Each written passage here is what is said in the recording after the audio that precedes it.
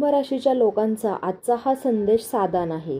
कधी तुम्हाला असं वाटलं आहे का की तुमच्या आयुष्यात घडणाऱ्या काही गोष्टी या केवळ योगायोग नसतात, तर काही लोक अचानक भेटतात, काही संधी शेवटच्या क्षणी मिळतात, तर काही संकटामधून तुम्ही थोडक्यात वाचता आणि मनात एक प्रश्न निर्माण होतो, हे सगळं कोण ठरवतं? या राशीच्या 12ही राशींमध्ये सर्वात आध्यात्मिक, भावनिक आणि दैवी संकेत लवकर ओळखणारी रास मानली जाते. तुमच्या मनात अनेकदा आधीच काहीतरी जाणवतं, पण तुम्ही त्याकडे दुर्लक्ष करता कारण तुम्ही जास्त विचार करता, जास्त काळजी करता आणि स्वतःपेक्षा इतरांना महत्त्व देता. पण आजचा हा संदेश तुम्हाला एक गोष्ट आठवण करून देण्यासाठी आहे. तुम्ही एकटे नाही. तुमच्या आयुष्याचा प्रवास फक्त संघर्षाचा नाही, तो एका मोठ्या योजनेचा भाग आहे. ब्रह्मदेवांनी तुमचं जीवन हे पुस्तकात काही विशिष्ट घटना आधीच लिहून ठेवलेल्या आहेत. काही घटना तुमची परीक्षा घेण्यासाठी होत्या, तर काही आता तुमचे भाग्य उघडण्यासाठी तयार आहेत. आज आपण त्या दैवी घटनांबद्दल बोलणार आहोत, ज्या तुमच्या आयुष्यात सकारात्मक वळण आणणार आहेत. या घटना केवळ बाह्य बदल नाहीत, तर त्या तुमचं मन, घर, प्रतिष्ठेने व आत्मविश्वासाला नव्याने घडवणार आहे. जर तुम्हीही या राशीचे असाल तर संदेश पूर्ण ऐका, कारण कदाचित यात तुमचं आयुष्याचं पुढचं पान उघडण्याची किल्ली दडलेली असणार आहे. एक आहे अचानक नशीब पालटण्याची घटना. भाग्यरेषेतील दैवी वळण. या राशीच्या लोकांना तुमच्या आयुष्यात एक असा टप्पा येणार आहे जिथे सर्व काही जणू स्थिर आहे, काहीच पुढे सरकत नाही असे वाटत असेल. अनेक दिवसांची प्रतीक्षा, प्रयत्न करूनही हातात काही ठोस न लागणे, लोकांकडून दुर्लक्ष, हा सगळा अनुभव तुम्ही आधी घेतलेला आहे. पण हाच आता शांत, स्थिर दिसणारा काळ, या बदलापूर्वीचा शांत क्षण. ब्रह्मदेव आणि तुमच्या जीवनाच्या पुस्तकात एक अचानक वळण लिहिलेले आहे. हे वळण नियोजनबद्ध नसणार आहे. तुम्ही त्यासाठी तयारही नसाल. कदाचित एकदा फोन, एखादी अचानक भेट व एखादी मुलाखत, एखादा जुना संपर्क पुन्हा जिवंत होणे, या माध्यमातून नशीब तुमच्या दारात येईल. ही घटना इतकी होणे अपेक्षित असेल की तुम्हालाच विश्वास बसणार नाही. महत्त्वाचं म्हणजे ही संधी तुम्हाला केवळ आर्थिक किंवा व्यावसायिक नसेल, तर ती तुमच्या आत्मविश्वासाला परत जन्म देणारी असणार आहे. काही करू शकतो का, हा विश्वास जो आता कुठेतरी हरवला होता, तो आता पुन्हा जागा होईल. ब्रह्मदेवांची साथ म्हणजे नेहमी मोठा आवाज नाही, तर कधी कधी ती शांतपणे आयुष्याची दिशा बदलते. नंबर 2 आहे जुना अपमान मोठ्या सन्मानात बदलेल. या राशीची भावनिक असल्यामुळे अपमान, नकार, कमी लेखणे या गोष्टी खोलवर मनात साठवते.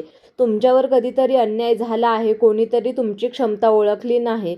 कदाचित कुटुंबात, नोकरीत, नात्यात किंवा समाजात तुम्हाला कमी समजलेले गेले आहे. पण ब्रह्मदेवांच्या लेखनात एक विशेष नियम आहे.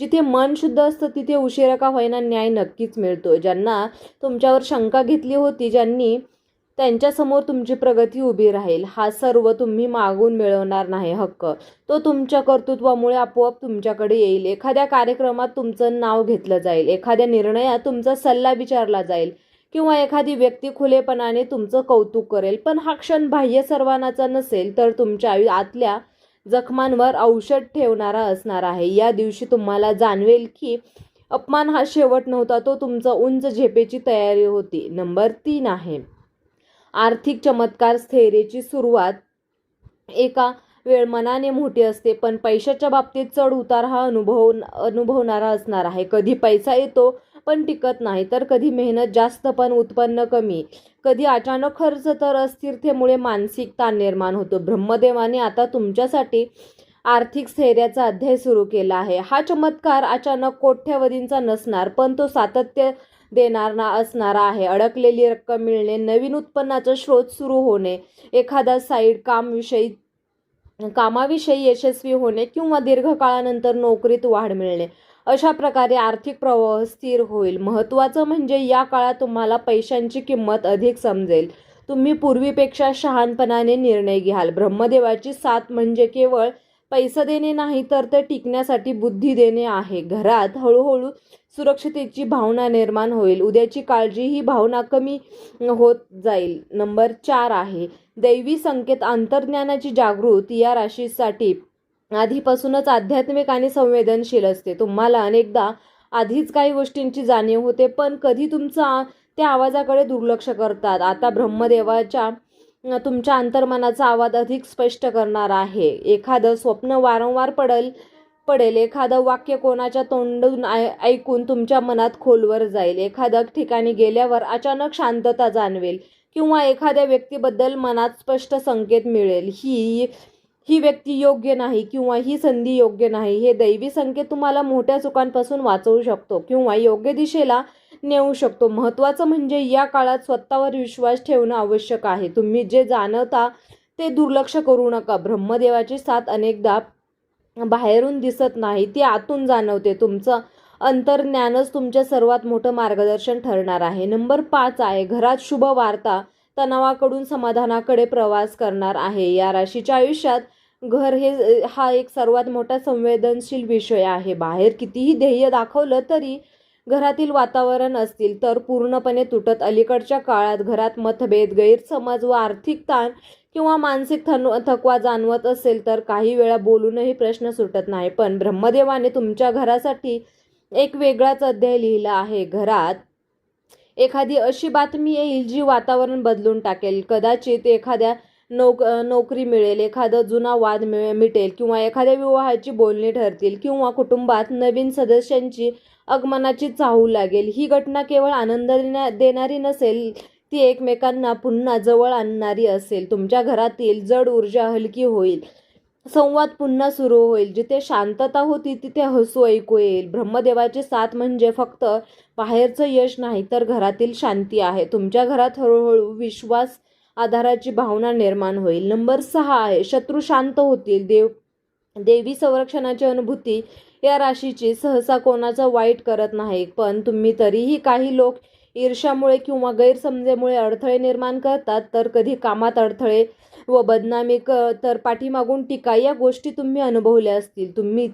तुम्ही आणि इतर लोकांनी विचार केला असेल की मी कोणाचं वाईट केलं नाही, तरीही माझ्याबरोबर असं का घडत आहे. त्या ठिकाणी ब्रह्मदेवांची योजना काम करते. काही वेळा आपण काहीच न करता परिस्थिती बदलताना पाहतो, पण ज्यावेळी व्यक्ती अडथळे निर्माण करत होत्या त्याच स्वतःच बाजूला होतील. सत्य उघड होईल. काहींचा प्रवास कमी होईल, काही स्वतः तुमच्यापासून दूर जातील. ही लढाई तुम्हाला उघडपणे लढायची नाही. दैवी शक्ती तुमच्यासाठी संरक्षण कवच तयार करत आहे. तुम्हाला फक्त संयम ठेवायचा आहे,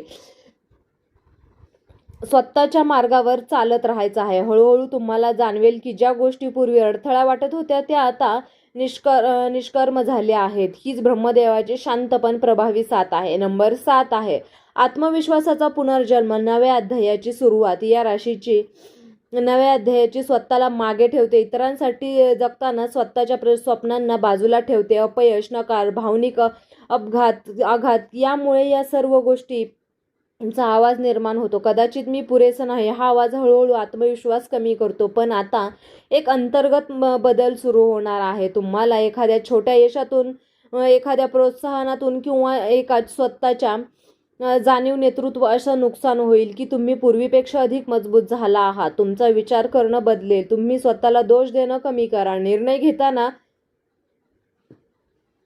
भीतीपेक्षा विश्वास जास्त असेल. हा आत्मविश्वास बाहेरून कोणी देणार नाही, तो तुमच्याच आतून उगवेल. जेव्हा या राशीचा स्वतःवर विश्वास